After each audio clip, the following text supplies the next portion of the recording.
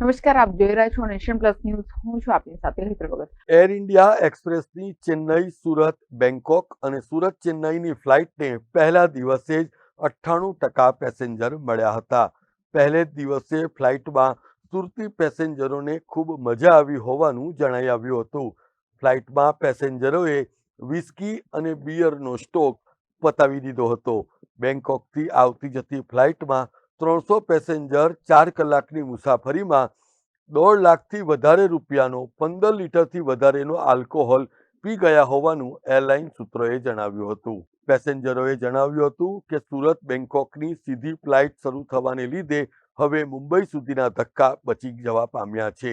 એટલું જ નહીં પરંતુ મુસાફરી પણ વધુ આરામદાયક બની હોવાનું પેસેન્જરે જણાવ્યું હતું. અન્ય એક પેસેન્જરે જણાવ્યું હતું કે તેઓ ઘરેથી થેપલા, ખમણ અને પીઝા સહિતનો નાસ્તો લઈ આવ્યા હતા, પરંતુ એ નાસ્તો બચી જવા પામ્યો છે. પરંતુ ફ્લાઇટની સિવાઝ રીગલ, બકાર્ડી અને બિયરનો સ્ટોક પૂરો થઈ ગયો હતો. એરલાઇનના સૂત્રોના જણાવ્યા અનુસાર પેસેન્જરોની ડિમાન્ડ વધી જવાને લીધે આલ્કોહોલનો સ્ટોક બંધ કરી દેવામાં આવ્યો હતો.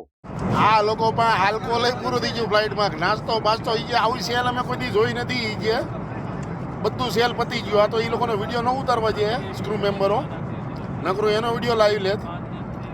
નાસ્તો નહીં, કોઈ આલ્કોહોલ નહીં, બિયર નહીં, હતું બધું જ હતું, પતી ગયું, ફિનિશ. મેં કીધું તમારે સુરતની ફ્લાઇટ હોય એટલે તૈયારી રાખવાની જ. મેં કીધું ભલે પૈસા લ્યો પણ બધાને આપવાનું બધું બરોબર ને. મારે તમારે વિડીયો બધાનો લેવો છે પણ લેવાય એમ નથી, કારણ કે કોઈક ચાઇનાનું કંઈ નહીં હોય, કોઈક ભૂતાનનું કંઈ નહીં હોય ને પછી ડિસ્પ્લે થઈ જાય તો વિડીયો કેમ લેવો? એટલે એ બધાના વતી હું બોલી જાઉં છું, સમજી ગયા. સુરત ઇન્ટરનેશનલ એરપોર્ટ ઉપર ઈ વિઝાની ફેસિલિટી નથી, ત્યારે બેંકોકથી સુરત આવતા 10 જેટલા પેસેન્જરોને એરલાઇન્સે ના પાડતા તેમણે અન્ય ફ્લાઇટથી સુરત આવવું પડ્યું હતું. Bureau report, Nation Plus News, Surat. સમાચારોનો સતત અપડેટ મેળવવા માટે અમારી નેશન પ્લસ ન્યૂઝની યુટ્યુબ ચેનલને સબસ્ક્રાઇબ કરો, બેલ આઇકન દબાવો અને જોડાયેલા રહો ફેસબુક, ઇન્સ્ટાગ્રામ અને ટ્વિટર પર.